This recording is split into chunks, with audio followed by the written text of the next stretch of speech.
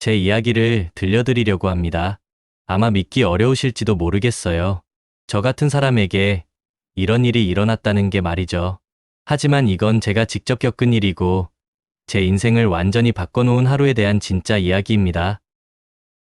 이야기를 들으시기 전에 구독과 좋아요는 영상 제작에 힘이 됩니다. 감사합니다. 저는 정민호라고 합니다. 33세 평범보다 조금 못한 삶을 살고 있는 남자예요. 서울 시내 한복판에 자리한 특급 호텔, 그곳 지하 주차장에서 청소 용역 일을 하고 있었습니다. 화려한 로비도 고급스러운 객실도 아닌 그저 어두컴컴한 지하, 자동차들이 쉴 새 없이 드나들고 배기가스와 먼지가 가득한 그곳이 제 일터였어요. 사실 이 일을 시작한 지도 벌써 3년째였습니다. 처음엔 한두 달만 버티자고 생각했어요. 더 나은 일자리를 찾을 때까지만요. 하지만 어느새 시간은 흘러버렸고 저는 여전히 그곳에 있었죠. 왜냐고요? 간단합니다. 당장 내일 병원비를 내야 하는 어머니가 계시고 치매 초기 진단을 받으신 할머니가 계시니까요. 제가 하루 쉬면 그날 밤 식탁이 텅 비는 거예요. 그게 제 현실이었습니다. 왼쪽 귀는 어릴 적 사고로 청력을 많이 잃었어요. 보청기를 껴도 주변 소음이 크면 사람 말소리가 잘 안 들립니다. 그래서 사람들이 저한테 한 번에 못 알아듣는다고 짜증을 낼 때가 많았어요. 특히 박재훈 대리 같은 사람들은요. 하지만 저는 그냥 웃으며 넘겼어요. 화낼 여유도 대들 용기도 없었거든요. 그날도 평소처럼 아침 6시에 출근했습니다. 지하 주차장은 이른 시간부터 분주했어요. 출근하는 직원들, 조깅 후 돌아오는 투숙객들, 새벽 배송 트럭들까지 저는 정해진 구역을 돌며 바닥을 쓸고 쓰레기통을 비우고 차량 사이를 걸레질했습니다. 무릎은 시큰거렸고 허리는 늘 뻐근했지만 익숙한 아픔이었어요. 점심시간이 지나고 오후 2시쯤이었을 거예요. 저는 지하 3층 화장실 청소 차례가 돌아왔습니다. 그곳은 주로 주차장 이용객들이나 배송기사님들이 쓰는 곳이라 늘 지저분했어요. 문을 밀고 들어서는 순간 저는 이상한 느낌을 받았습니다. 뭔가 평소와 달랐어요. 공기가 무겁달까요? 세면대 쪽으로 다가가자 거기 누군가 있었습니다. 허름한 베이지색 외투를 입은 노인이 세면대를 두 손으로 꽉 붙잡고 간신히 몸을 지탱하고 있었어요. 어깨가 들썩이며 숨을 몰아쉬는 게 보였습니다. 얼굴은 핏기가 없이 잿빛이었고 이마엔 땀방울이 송글송글 맺혀 있었죠. 저는 순간 가슴이 철렁했어요. 분명 심상치 않은 상황이었거든요. 청소 도구를 내려놓고 급히 다가갔습니다. 어르신, 괜찮으세요? 노인은 천천히 고개를 들어 저를 바라봤어요. 눈빛만은 이상하리만치 또렷했습니다. 그 눈빛 속에 뭔가 설명할 수 없는 깊이가 있었어요. 단순히 아픈 노인의 눈이 아니었달까요? 미안하네, 물 한 잔만 부탁할 수 있겠나? 목소리는 가늘었지만 정중했습니다. 저는 주저없이 노인의 팔을 잡아 부축했어요. 몸이 너무 가벼웠습니다. 바람만 불어도 날아갈 것 같았죠. 화장실 문을 나와 복도를 지나 직원 휴게실로 향했습니다. 다행히 그 시간엔 아무도 없었어요. 노인을 의자에 조심스럽게 앉히고 정수기로 달려가 종이컵에 물을 가득 따라 드렸습니다. 노인은 떨리는 손으로 물을 받아 한 모금 마셨어요. 그러고는 안주머니에서 작은 약봉지를 꺼냈습니다. 하얀 알약 2개를 손바닥에 올려놓더니 물과 함께 삼켰죠. 저는 그 모습을 지켜보며 가만히 기다렸습니다. 뭐라고 말을 걸어야 할지 몰랐어요. 그냥 노인이 조금이라도 나아지길 바라는 마음뿐이었죠. 몇 분이 지나자 노인의 호흡이 조금씩 안정되는 게 보였습니다. 얼굴에도 약간 혈색이 돌아왔고요. 고맙네, 젊은이. 덕분에 살았어. 노인은 조용히 말했습니다. 목소리에 진심이 담겨 있었어요. 저는 고개를 저었습니다. 아니에요. 당연히 도와드려야죠. 사실 저는 그냥 지나칠 수가 없었어요. 제 어머니가 자꾸 떠올랐거든요. 누워 계신 어머니도 낯선 곳에서 누군가의 도움이 필요할 때가 있을 거예요. 그럴 때 누군가 어머니를 그냥 지나치지 않길 바라는 마음이랄까요? 그래서 저도 그럴 수 없었습니다. 집안에 편찮으신 분이라도 계신가? 노인이 조심스럽게 물었어요. 어쩌면 제 얼굴에 뭔가 쓴 그림자가 비쳤나 봅니다. 네. 저희 어머니가 많이 아프세요. 그리고 할머니도 요즘 치매 증상이 말끝을 흐렸습니다. 왠지 모르게 노인 앞에서 솔직해지고 있었어요. 평소엔 누구에게도 쉽게 털어놓지 않는 이야기인데 말이죠. 노인은 고개를 끄덕이며 제 손을 가만히 잡았습니다. 주름진 손이었지만 따뜻했어요. 참 기특한 젊은이로구먼. 요즘 같은 세상에 이런 마음을 가진 사람이 얼마나 되겠나. 그 말을 듣는 순간 제 눈가가 뜨거워졌습니다. 아무도 인정해주지 않던 제 삶을 누군가 처음으로 따뜻하게 봐주는 기분이었거든요. 하지만 그 따뜻한 순간은 오래가지 못했습니다. 휴게실 문이 갑자기 벌컥 열렸어요. 돌아보니 박재훈 대리가 서 있었습니다. 얼굴이 일그러져 있었고 눈빛은 차가웠죠. 그는 항상 용역 직원들을 업신여기는 사람이었어요. 특히 저처럼 말수 적고 순한 사람은 더 깔보곤 했죠. 야, 너 지금 뭐 하는 거야?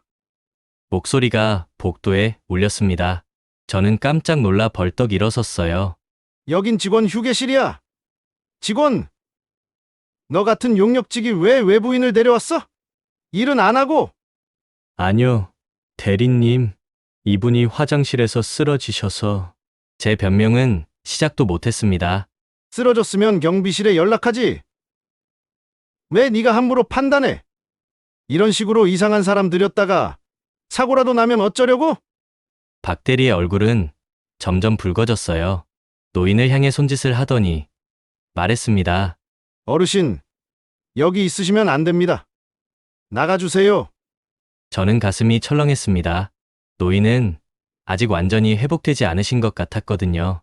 하지만 노인은 조용히 일어섰어요. 저를 한번 바라보더니 희미하게 미소 지었습니다. 그 미소 속엔 뭔가 알 수 없는 의미가 담겨 있었어요. 고맙네. 젊은이, 자네의 따뜻한 마음 잊지 않겠네. 노인은 천천히 휴게실을 나갔습니다. 낡은 구두 소리가 복도에 메아리 쳤죠. 저는 그 뒷모습을 바라보며 가슴이 먹먹했어요. 뭔가 잘못된 것 같았지만 어쩔 수 없었습니다. 박 대리는 노인이 사라진 뒤에도 한참을 저를 노려봤어요. 야, 정민호, 너 오늘 정말 큰일 날 뻔했어. 다음부터 함부로 행동하지 마. 알았어? 죄송합니다. 저는 고개를 숙였습니다.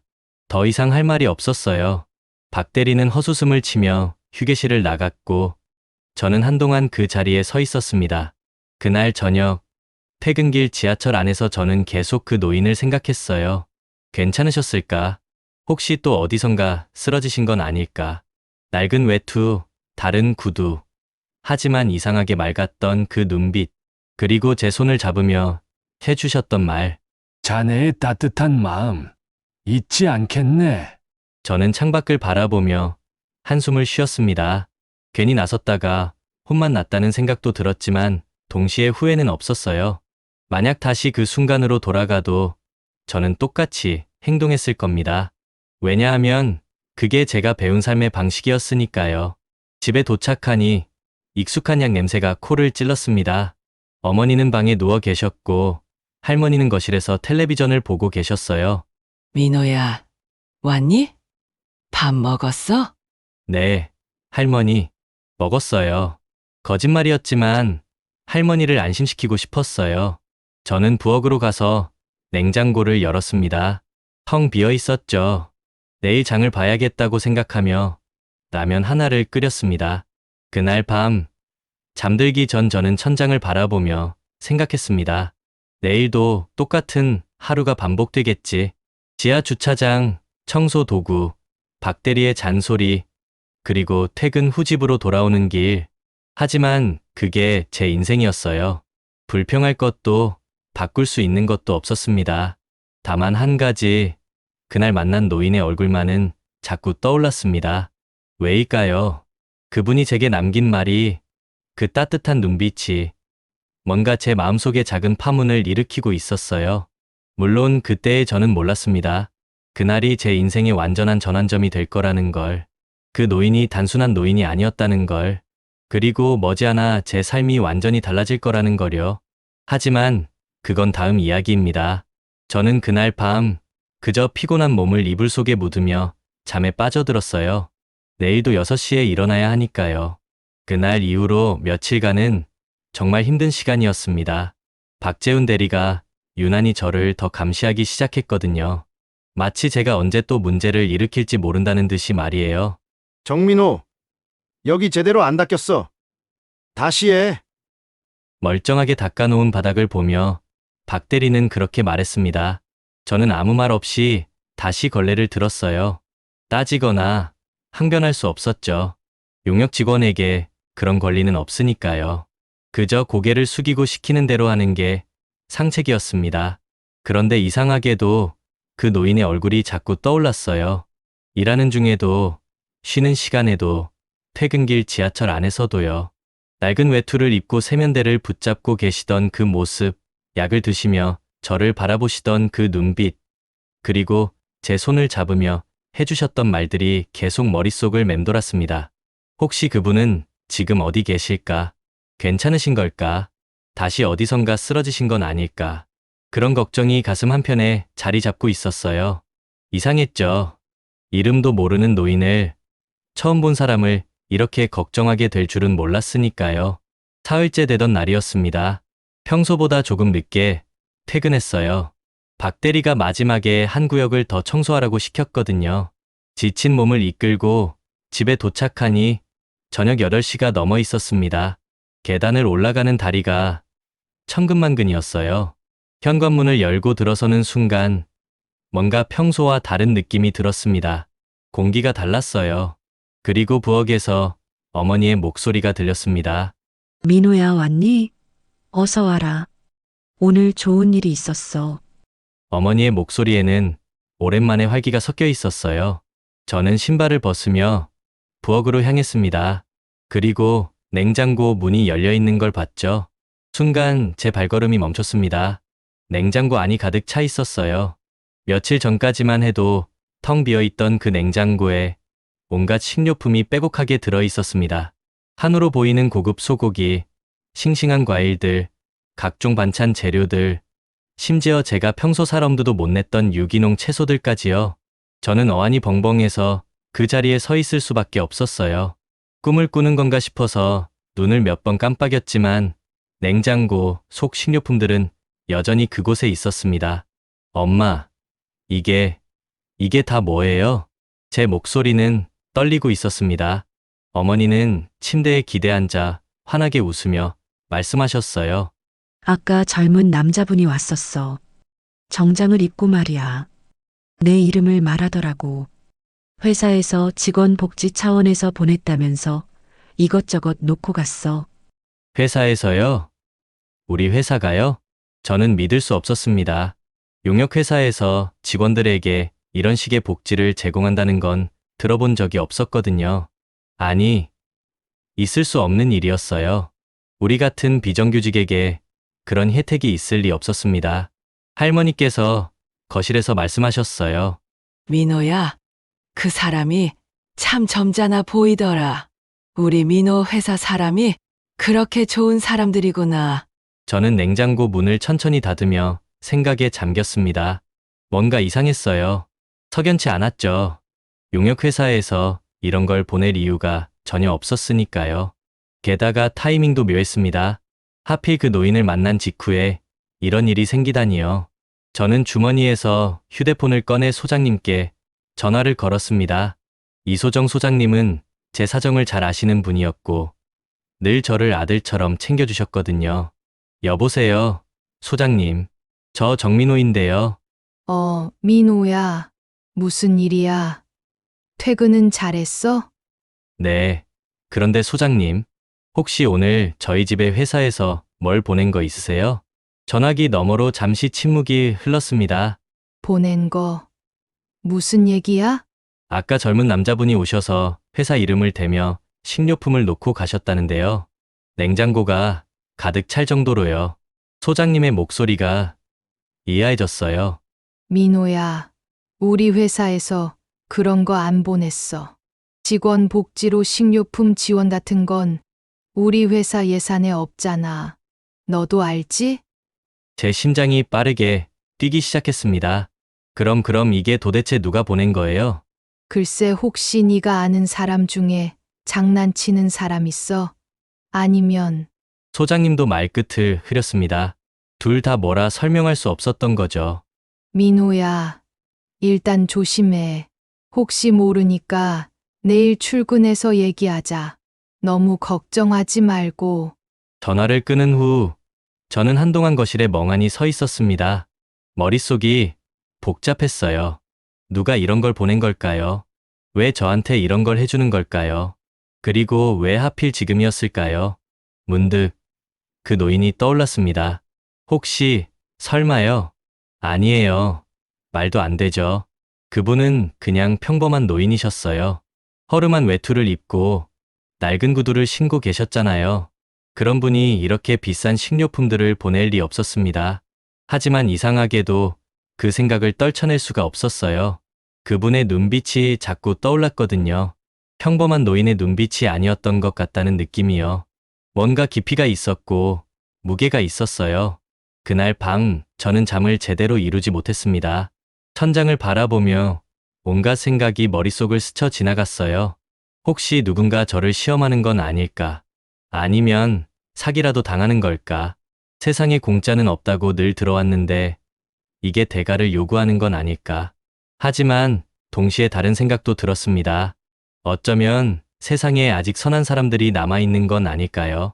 제가 그 노인을 도왔던 것처럼 누군가 저를 도우려는 건 아닐까요? 이틀이 더 지났습니다.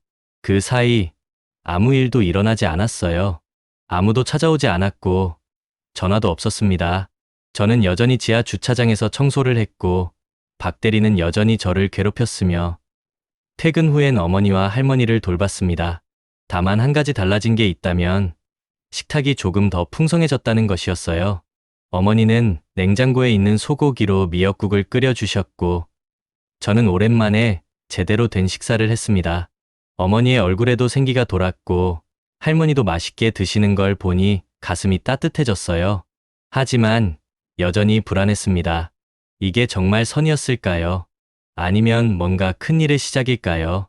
사흘째 되던 날 아침 출근 준비를 하고 있는데 휴대폰이 울렸습니다. 모르는 번호였어요.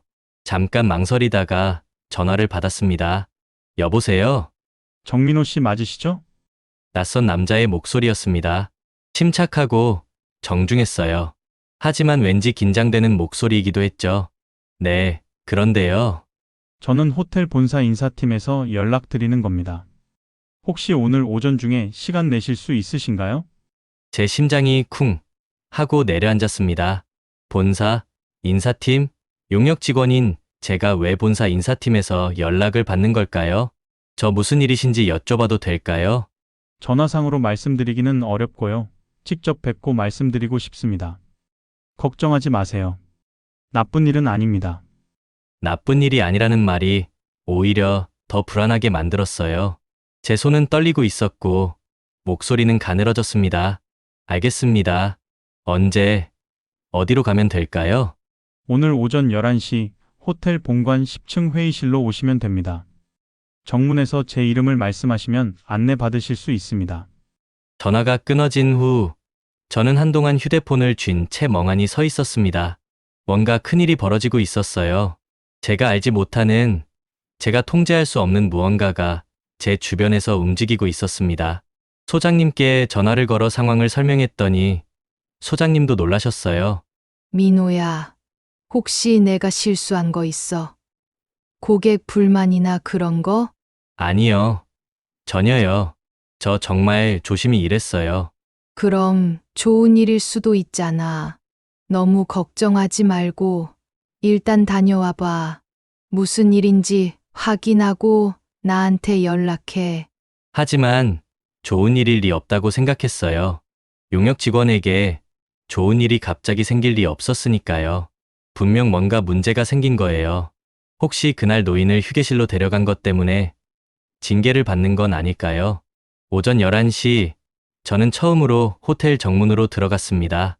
늘 지하 직원 출입구로만 드나들던 제가 화려한 대리석 바닥과 샹들리에가 빛나는 로비를 걸어가고 있었어요. 마치 다른 세상에 온 것 같았습니다. 정문 데스크에서 제 이름을 말하자 직원이 공손하게 안내해 주었습니다. 엘리베이터를 타고 10층으로 올라가는 동안 제 심장은 미친 듯이 뛰었어요. 엘리베이터 문이 열리고 저는 복도를 따라 걸었습니다. 회의실 문 앞에 서자 다리가 후들거렸어요. 무슨 일이 기다리고 있을까요? 노크를 하려는 순간 문이 안에서 열렸습니다. 그리고 거기 익숙한 얼굴이 저를 기다리고 있었어요. 그 노인이었습니다. 하지만 이번엔 허름한 외투가 아니었어요. 고급스러운 정장을 입고 반듯하게 빗어 넘긴 머리, 그리고 여전히 또렷한 눈빛으로 저를 바라보고 계셨죠. 제 세상이 그 순간 완전히 멈춰버렸습니다. 시간이 정지한 것처럼 느껴졌습니다. 제 앞에 서 계신 분은 분명 며칠 전 화장실에서 제가 부축했던 그 노인이셨어요. 하지만 동시에 완전히 다른 사람 같았습니다. 고급스러운 네이비 정장, 반짝이는 구두, 단정하게 빗어 넘긴 은발. 무엇보다 그분이 서 계신 자리가 달랐어요. 넓은 회의실 중앙, 거대한 테이블 뒤편에 서서 저를 내려다보고 계셨죠. 그 위치만으로도 이분이 보통 사람이 아니라는 걸 알 수 있었습니다. 제 입이 바짝 말랐어요. 다리에 힘이 풀려서 그 자리에 주저앉을 것만 같았습니다. 그저 멍하니 서서 노인을, 아니 이제는 노인이라고 부를 수 없을 그분을 바라볼 수밖에 없었어요. 들어오게.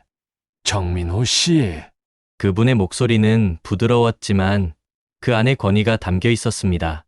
화장실에서 약하게 떨리던 목소리와는 전혀 달랐어요. 저는 마치 조종당하는 인형처럼 천천히 회의실 안으로 들어갔습니다. 앉게. 손짓을 하시며 의자를 가리키셨어요. 저는 조심스럽게 의자 끝에 걸터 앉았습니다.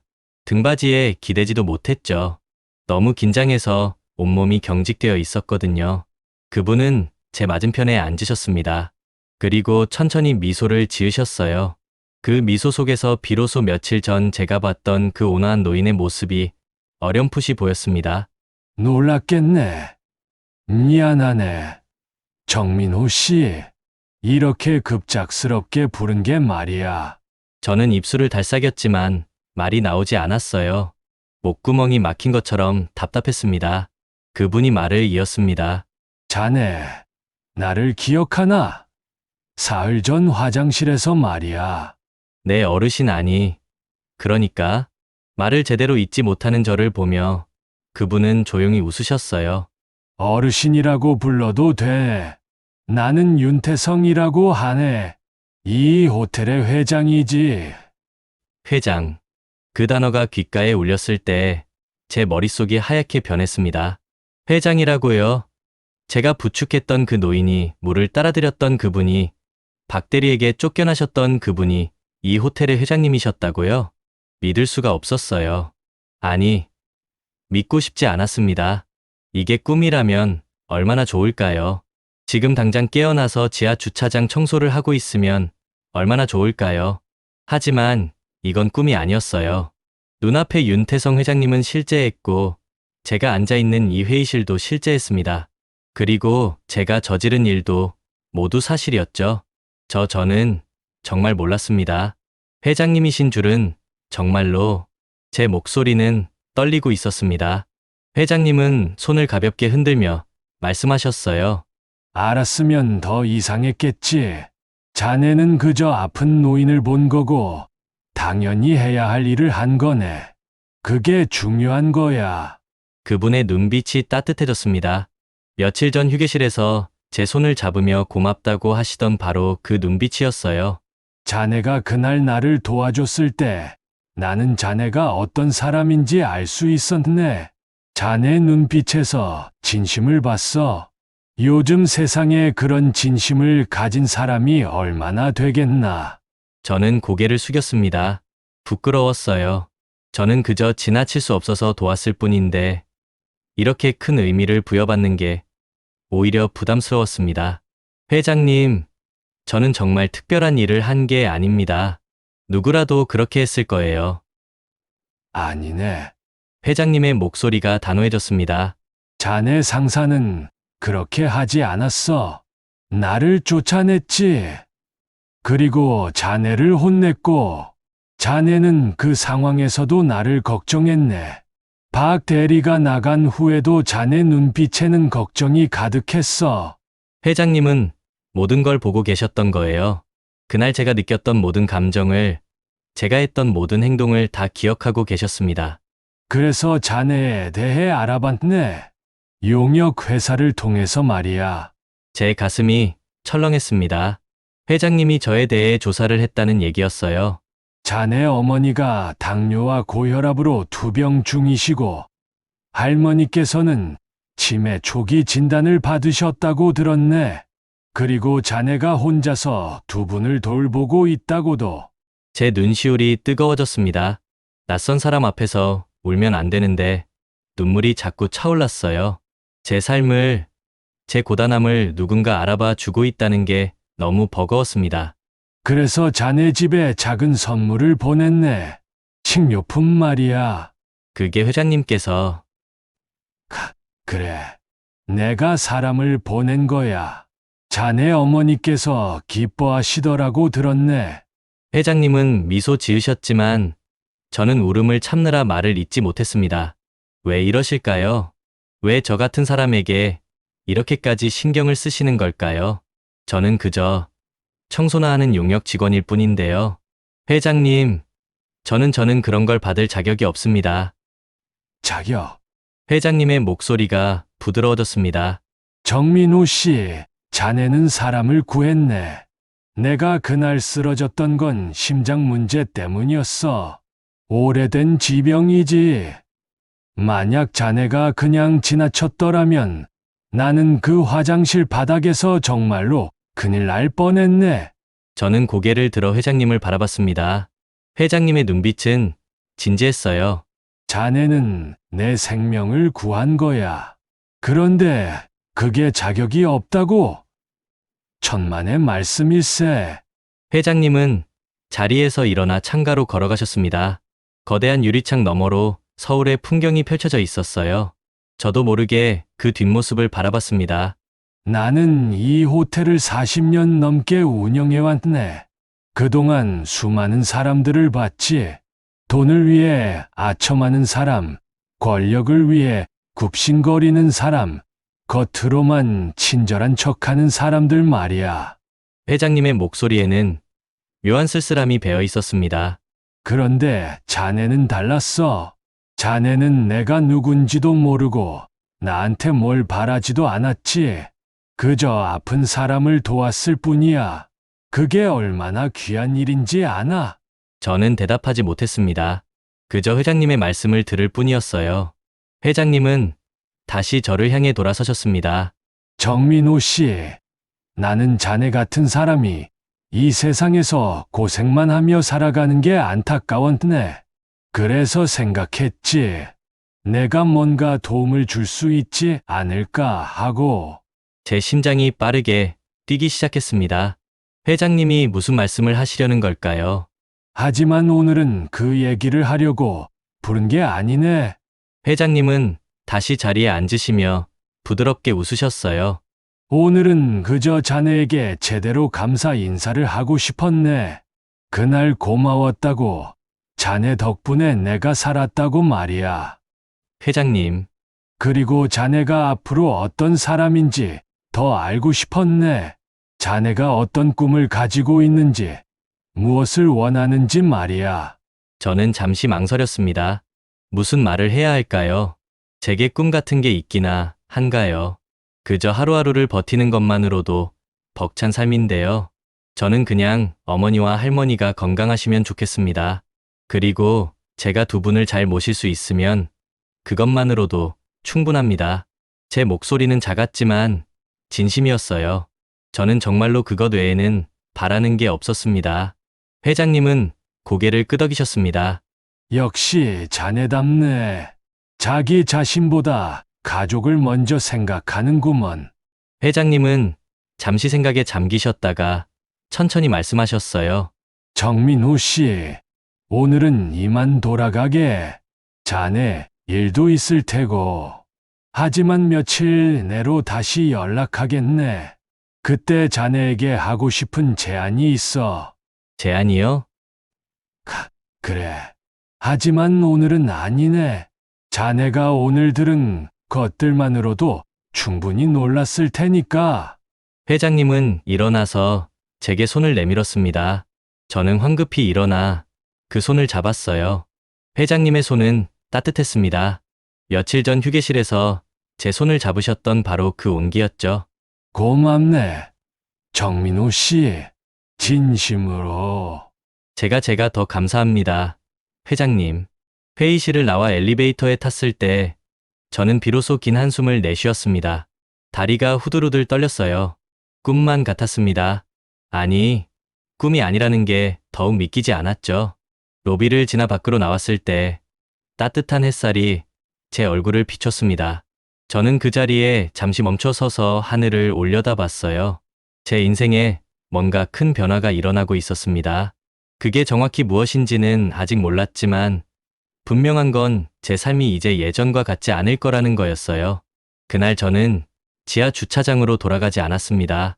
회장님이 오늘은 쉬라고 하셨거든요. 저는 집으로 돌아가 어머니와 할머니께 아무 말도 하지 않았어요. 아직은 말할 때가 아니라고 생각했습니다. 하지만 제 마음속에는 작은 희망이 싹트고 있었습니다. 어쩌면, 정말 어쩌면 우리 삶이 조금은 나아질 수 있을지도 모른다는 희망이요. 회장님과의 만남 이후 사흘이 지났습니다. 그 사흘 동안 저는 마치 꿈을 꾸는 것처럼 하루하루를 보냈어요. 지하 주차장에서 청소를 하면서도 퇴근길 지하철 안에서도 자꾸만 회장님의 얼굴과 말씀이 떠올랐습니다.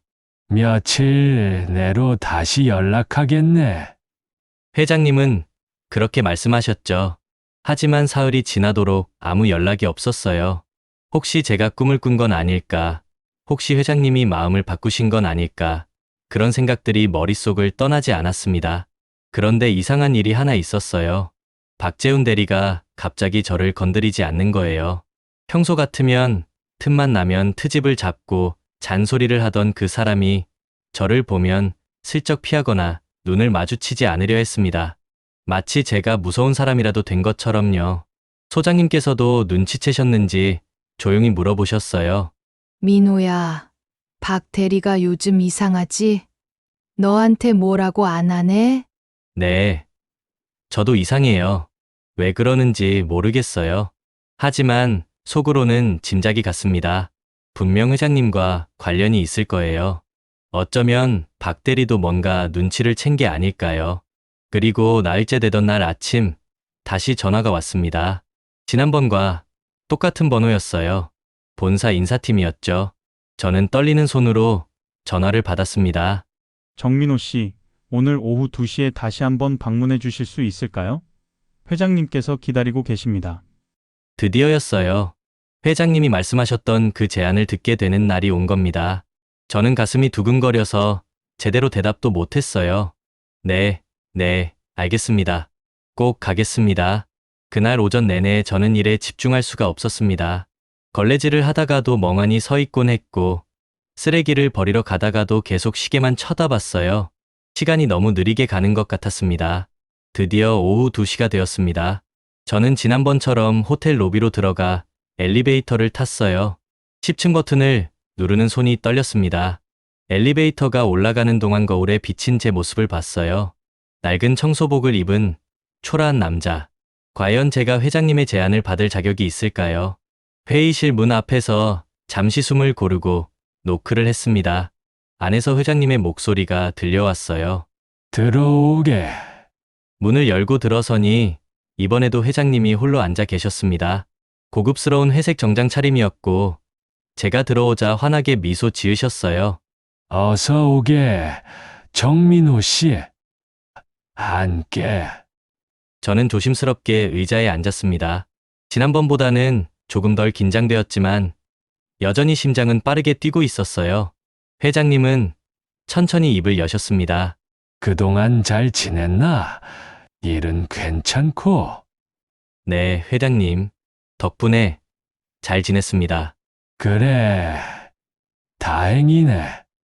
오늘은 자네에게 하고 싶었던 제안을 하려고 부른 거야. 드디어 나왔어요. 저는 몸을 앞으로 기울이며 회장님의 다음 말을 기다렸습니다. 정민호 씨, 혹시 운전할 줄 아나? 예상치 못한 질문이었어요. 운전이라니요. 네. 할 줄은 압니다. 예전에 배달 일을 할 때 배웠어요. 면허는 있습니다. 좋아. 그럼 내 제안을 들어보게. 나는 자네를 내 전속 운전기사로 채용하고 싶네. 운전기사. 그 말이 귓가에 울렸을 때 저는 잠시 멍해졌습니다. 회장님의 전속 운전기사라니요. 단순한 운전기사가 아니네. 수행비서 역할도 함께 맡게 될 거야. 내 일정을 관리하고 필요한 것들을 챙기고 가끔은 중요한 미팅에도 동행하게 될 거네. 회장님은 계속 말씀하셨어요. 물론 정규직이고 월급은 지금보다 3배는 더 받게 될 거야. 보험도 다 들어주고 자네 어머니와 할머니의 의료비도 회사에서 지원해 주겠네. 저는 숨이 막힐 것만 같았습니다. 3배의 월급, 의료비 지원, 이게 정말 현실인가요? 이런 일이 저 같은 사람에게 일어날 수 있는 건가요? 회장님, 저는 말이 제대로 나오지 않았어요. 목이 메었고 눈시울이 뜨거워졌습니다. 회장님은 부드럽게 웃으시며 말씀하셨어요. 자네가 부담스럽다면 천천히 생각해도 되네. 하지만 내 진심은 이거야. 나는 자네 같은 사람이 내 곁에서 일해주길 바라네. 저는 고개를 들어 회장님을 바라봤습니다. 회장님의 눈빛에는 진심이 담겨 있었어요. 저를 동정하는 시선도 불쌍히 여기는 시선도 아니었습니다. 그저 한 사람으로서 저를 인정해 주시는 눈빛이었죠. 회장님, 저는 제가 그럴 자격이 있을까요? 저는 제대로 배운 것도 없고 그냥 청소나 하던 사람인데요. 자격. 회장님은 고개를 저으셨어요. 정민호 씨, 자네는 가장 중요한 걸 가지고 있네. 바로 진심과 성실함이야. 기술은 배우면 되고, 지식은 쌓으면 돼. 하지만 사람의 본성은 쉽게 바뀌지 않아. 자네는 좋은 사람이야. 그게 가장 중요한 자격이네. 저는 더 이상 참을 수 없었어요. 눈물이 주르르 흘러내렸습니다. 33 평생 아무도 저를 이렇게 인정해 준 적이 없었거든요. 모두들 저를 그저 불쌍한 사람, 형편없는 사람으로만 봤어요. 하지만 회장님은 달랐습니다. 죄송합니다, 회장님. 제가 괜찮네. 울어도 돼. 자네는 그럴 자격이 있어. 저는 손으로 눈물을 닦으며 천천히 말했습니다. 감사합니다, 회장님. 정말 감사합니다. 제가 최선을 다하겠습니다. 회장님은 환하게 웃으셨어요. 좋아. 그럼 내일부터 출근하게. 오전 9시에 본관 지하 주차장으로 오면 되네. 내 차가 거기 있어. 네, 회장님. 그때 회의실 문이 노크되었습니다. 회장님이 들어오라고 하시자 정장을 입은 한 남자가 들어왔어요. 인사팀 직원인 것 같았습니다. 회장님, 박재훈 대리가 와 있습니다. 회장님의 표정이 약간 굳어졌습니다. 그리고 저를 보며 말씀하셨어요. 정민우 씨, 잠시만 기다려주게. 곧 끝날 거야. 저는 고개를 끄덕였어요. 인사팀 직원이 나가더니 잠시 후 익숙한 얼굴이 문 안으로 들어왔습니다. 박재훈 대리였어요. 박 대리는 제가 있는 걸 보고 깜짝 놀란 표정을 지었습니다. 그리고 창백하게 질린 얼굴로 회장님을 바라봤죠. 회장님, 부르셨습니까? 목소리가 떨리고 있었어요. 평소에 그 거만하고 권위적인 모습은 어디에도 없었습니다. 회장님은 차갑게 말씀하셨습니다. 박 대리, 자네 나를 기억하나? 네? 그게 무슨 말씀이신지. 며칠 전 지하 화장실에서 말이야. 박 대리의 얼굴이 더욱 하얗게 변했어요. 이제야 기억이 난 모양이었습니다. 그날 휴게실에서 노인을 쫓아냈던 일을요. 회장님, 그건 제가 정말 몰라서. 자네는 한 사람을 겉모습으로 판단했네. 그리고 도움이 필요한 사람을 내쫓았어. 게다가 선한 일을 한 직원을 혼냈지. 회장님의 목소리는 단호했습니다. 나는 그런 사람을 내 호텔에 둘 수 없네. 자네는 이번 달 말로 지방 지점으로 발령이야. 인사 명령은 이미 내려갔어. 회장님, 제발 한 번만 용서해 주십시오. 제가 정말 잘못했습니다. 다시는. 결정은 번복되지 않네. 나가봐도 좋아. 박 대리는 저를 한번 쳐다봤어요. 그 눈빛에는 원망과 후회가 뒤섞여 있었습니다. 하지만 저는 그를 동정하지 않았어요. 그는 그동안 얼마나 많은 사람들을 함부로 대했을까요? 이건 그가 받아야 할 당연한 결과였습니다. 박 대리가 나가자 회의실은 다시 조용해졌습니다. 회장님은 저를 보며 부드럽게 말씀하셨어요. 미안하네. 정민호 씨, 불편한 걸 보게 해요. 아닙니다. 회장님, 자네는 절대 저런 사람이 되지 말게. 권력이 생겨도, 돈이 생겨도 사람을 대하는 태도만큼은 잃지 말게. 명심하겠습니다. 회장님. 회장님은 일어나서 제 어깨를 가볍게 두드리셨어요. 자, 이제 돌아가서 가족들에게 좋은 소식을 전하게. 내일부터는 새로운 삶이 시작될 거야. 저는 깊게 고개를 숙여 인사했습니다. 정말 감사합니다. 회장님. 평생 은혜를 잊지 않겠습니다. 은혜는 무슨, 자네가 먼저 나를 도와줬잖아. 이건 당연한 보답일 뿐이네. 회의실을 나와 엘리베이터를 탈 때 저는 거울 속 제 모습을 다시 봤습니다. 여전히 낡은 청소복을 입고 있었지만 표정만큼은 완전히 달라져 있었어요.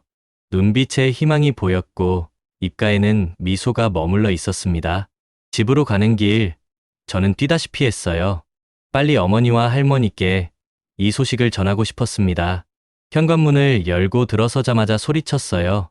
엄마, 할머니, 제가 정규직 됐어요. 어머니는 침대에서 일어나려고 애쓰셨고 할머니는 거실에서 놀란 표정으로 저를 바라보셨어요. 민호야, 정말이니? 네, 엄마. 내일부터 호텔 본사에서 일해요. 월급도 3배로 늘고 의료비도 지원받을 수 있대요. 어머니의 눈에서 눈물이 흘러내렸습니다. 할머니도 손뼉을 치며 기뻐하셨어요. 우리 민호가 드디어 좋은 일이 생겼구나. 저는 어머니를 꼭 껴안았습니다. 평생 고생만 시켜드린 어머니께 이제야 조금이나마 보답할 수 있게 된 거예요. 그날 밤, 저는 오랜만에 편안하게 잠들었습니다. 내일이면 새로운 삶이 시작될 거예요. 더 이상 지하 주차장에서 청소를 하지 않아도 되고 박대리 같은 사람의 눈치를 보지 않아도 됩니다. 무엇보다 회장님 곁에서 일하며 더 나은 사람이 될 수 있을 거예요. 그분처럼 따뜻하고 그분처럼 지혜로운 사람이 되고 싶었습니다. 제 인생의 가장 큰 전환점이었어요. 그리고 그 모든 것은 화장실에서 쓰러진 한 노인을 그냥 지나치지 않았던 작은 선택에서 비롯된 거였습니다. 새로운 출근 첫날, 그날 아침, 저는 새벽 5시에 눈이 떠졌어요. 평소보다 1시간이나 일찍 일어난 거였죠. 너무 긴장되고 설레어서 더 이상 잠을 잘 수가 없었습니다. 침대에서 일어나 거울을 봤어요. 어제 새로 산 정장을 입은 제 모습이 낯설었습니다. 검은색 정장에 하얀 셔츠, 그리고 회색 넥타이, 평생 청소복만 입고 살았던 제가 이런 옷을 입고 있다니요. 거울 속 제 모습이 마치 다른 사람 같았어요.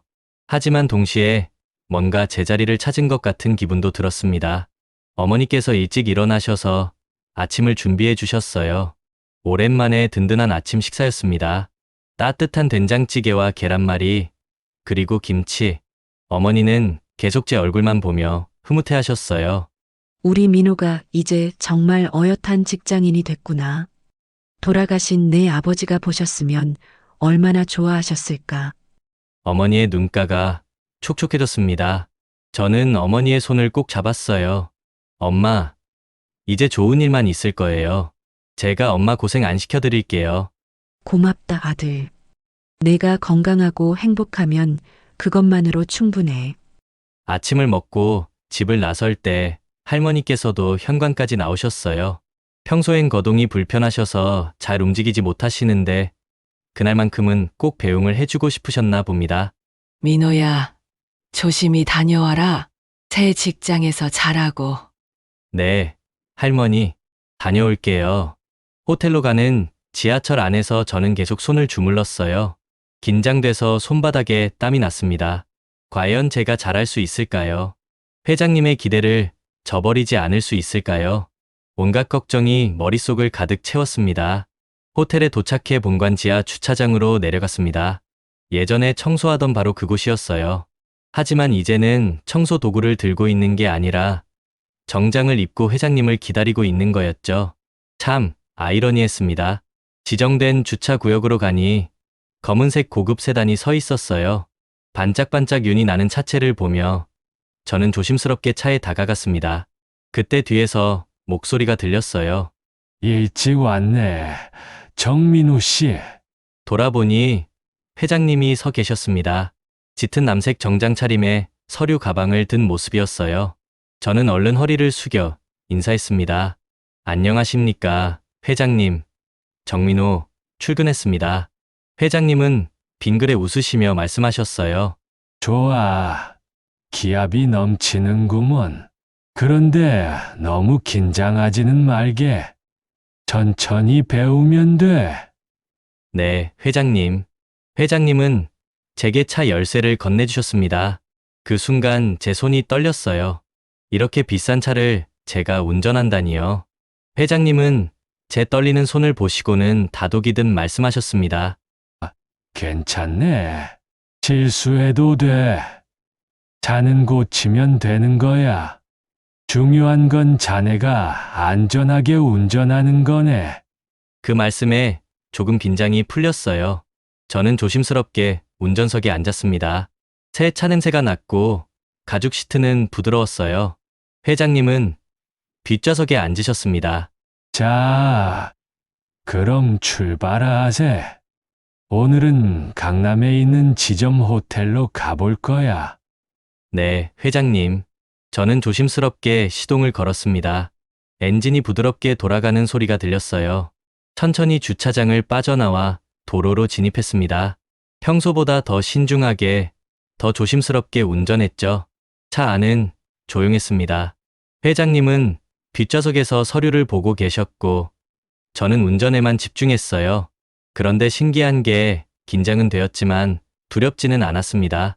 오히려 이 순간이 너무나 소중하게 느껴졌어요. 목적지에 도착해 차를 세우자 회장님이 말씀하셨습니다. 잘했네. 정민우 씨. 운전 실력이 꽤 좋은걸. 감사합니다, 회장님. 그날 하루 종일 저는 회장님을 따라다녔습니다. 회의에도 참석하고 지점 호텔을 둘러보고 직원들과의 면담 자리에도 함께했어요. 회장님은 틈틈이 저에게 일을 설명해 주셨고 명함 관리하는 법, 일정 체크하는 법 같은 것들을 가르쳐 주셨습니다. 가장 인상 깊었던 건 회장님이 모든 직원들에게 따뜻하게 대하신다는 거였어요.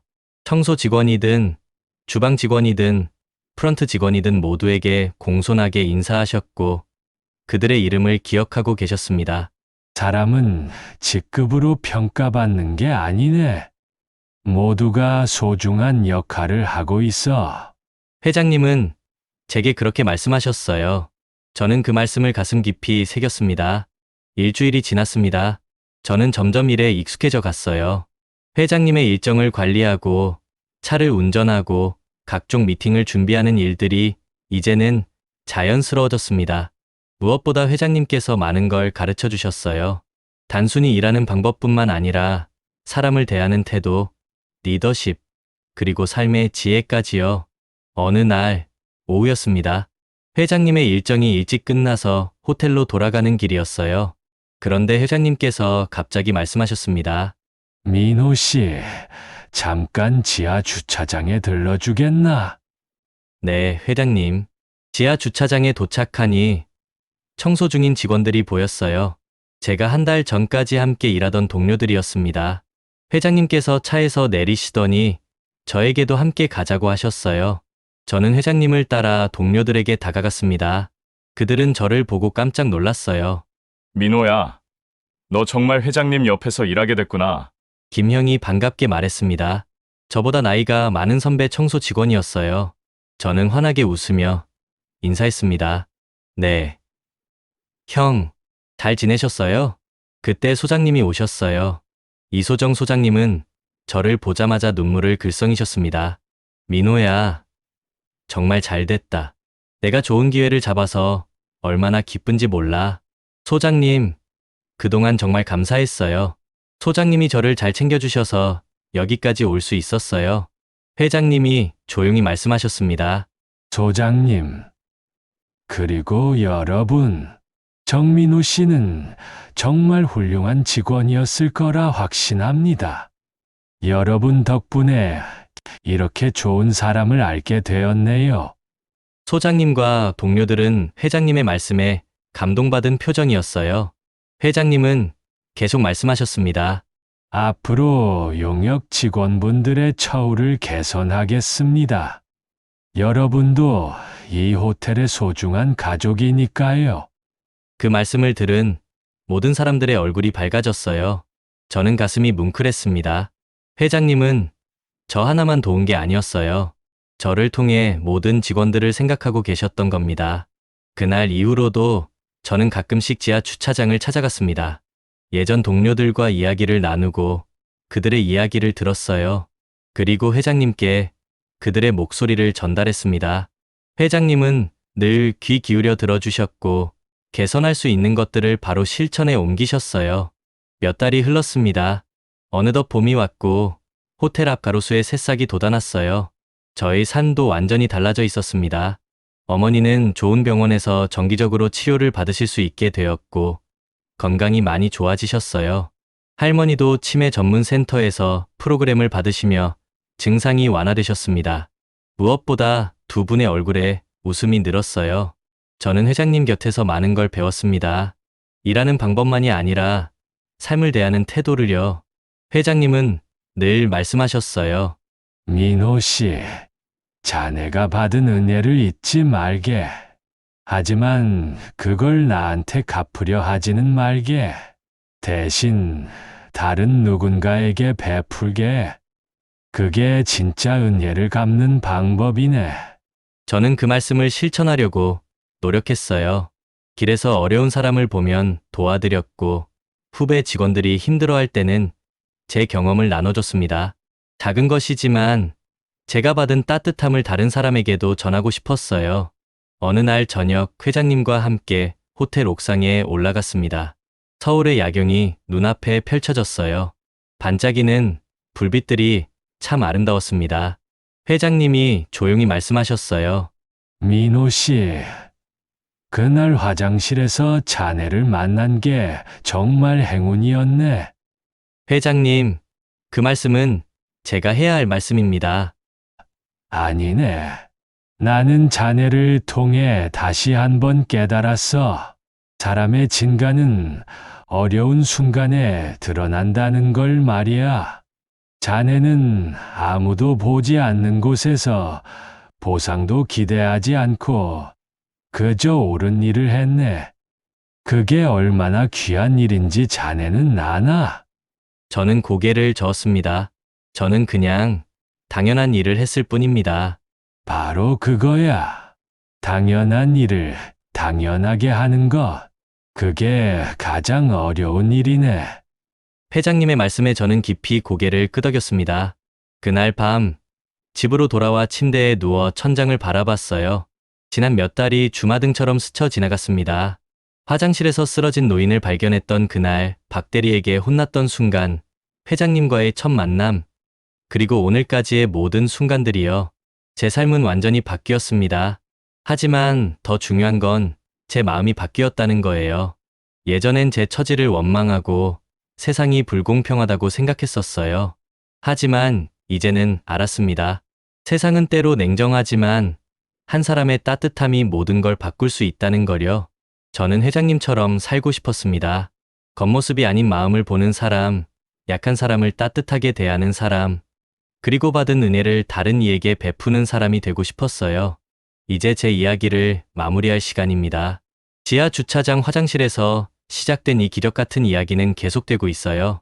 매일 아침 회장님을 모시고 많은 걸 배우고 그리고 제가 받은 따뜻함을 다른 사람들에게 나눠주며 살아가고 있습니다. 세상은 냉정했지만 한 사람의 따뜻함이 제 인생을 바꿨어요. 그리고 이제는 제가 누군가의 인생을 바꿀 수 있는 사람이 되고 싶습니다. 여러분도 기억해 주세요. 우리가 하는 작은 선행이 누군가에겐 인생을 바꾸는 기적이 될 수 있다는 것을요. 그리고 진심은 언젠가 반드시 돌아온다는 것을요. 이것이 지하에서 회장님을 만난 제 이야기입니다. 이야기는 즐거우셨나요? 구독과 좋아요는 영상 제작에 힘이 됩니다. 감사합니다.